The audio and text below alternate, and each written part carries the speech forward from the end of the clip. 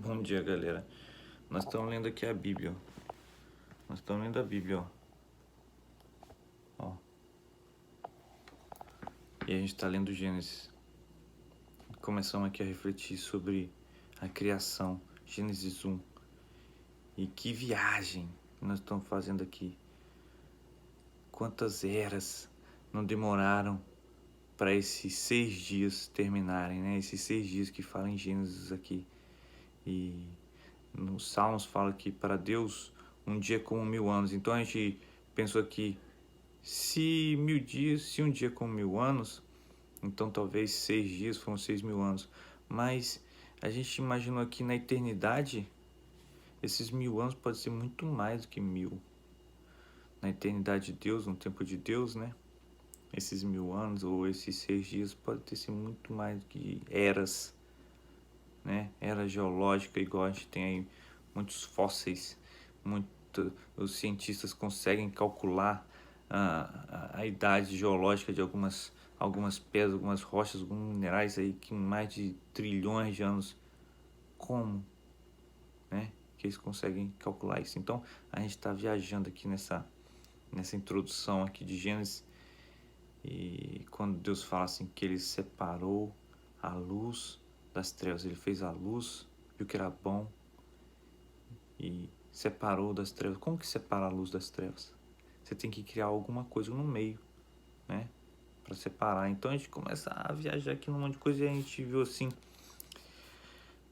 que Deus, ele deu a capacidade para nós seres humanos nos multiplicar. Você se relaciona com sua esposa e você gera um outro ser humano, um outro ser complexo, que é a semelhança de Deus. Você multiplica o próprio Deus.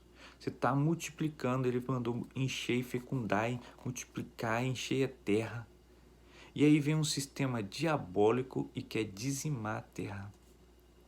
Fazer totalmente o contrário do que Deus mandou, né? Então a gente está vendo aí um cumprimento de palavras, de princípios, de profecias, né, de acontecimentos aí que a gente está vendo hoje. Totalmente uma guerra, parece que da luz contra as trevas, do bem contra o mal. Quem vai vencer? Nós já sabemos quem vai vencer. Nós temos que nos agarrar com o Criador, porque só Ele tem o poder de criar e de destruir e de dar fim a tudo isso, né? Então a gente vê aqui que alguns historiadores eles explicam que quando o Satanás ele caiu, foi lançado do céu na terra, destruiu o que já existia aqui.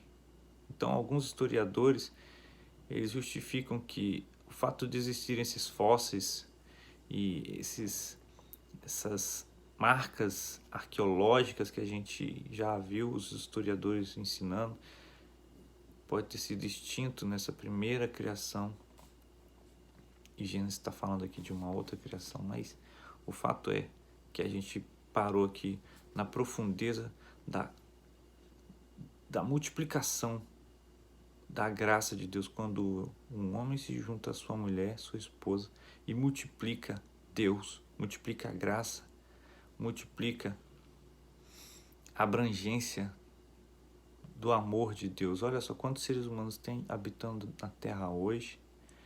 Quantos seres humanos não estão multiplicando a essência de Deus, multiplicando o poder de Deus, o amor de Deus, a graça de Deus, a extensão do amor de Deus está chegando a mais de 7 bilhões de seres humanos hoje na Terra. A graça de Deus chegando, o poder de Deus chegando a mais de 7 bilhões de pessoas, seres humanos. É a obra-prima, né? É a obra-prima da criação. Olha só o que a gente está descobrindo. A Terra já existia antes do Gênesis. Ali está falando que a Terra já existia. Olha só a teoria que nós estamos descobrindo aqui. Deus já havia criado um homem neandertal, um homem que era um animal, que não tinha a essência de Deus. O homem era como um animal qualquer, um outro animal irracional. que não tinha capacidade de reconhecer o Criador, não tinha a essência de Deus, a essência de adorar ao Criador. O homem neandertal, ele não tinha essa racionalidade de reconhecer a Deus, render glória a Ele.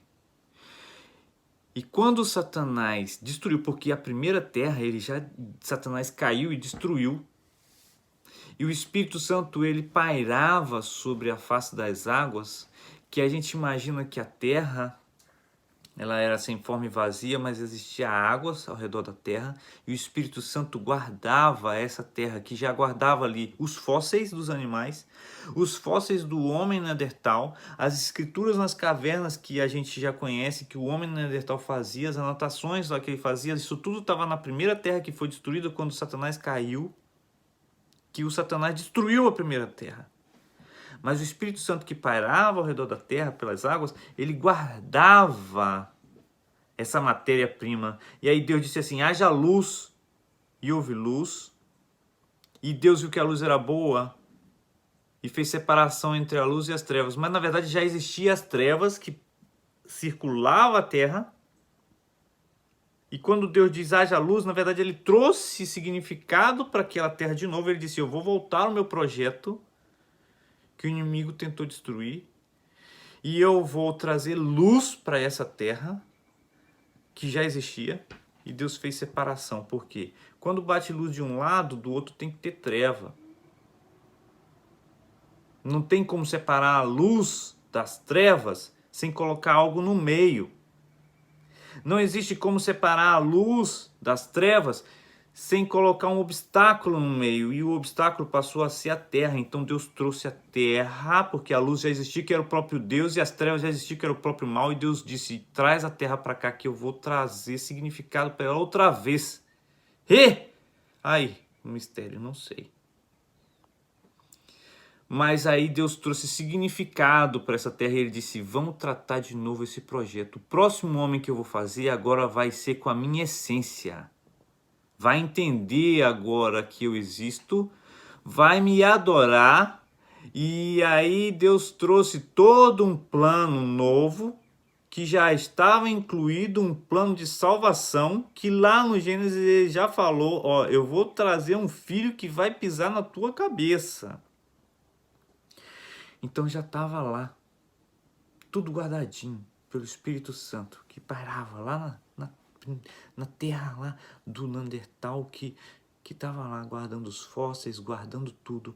E aí ele vem mostrando, aí ele vem separando. Agora separa a porção de água para lá, separa a porção de água para cá, e os anos, os trilhões foram passando, mas está lá.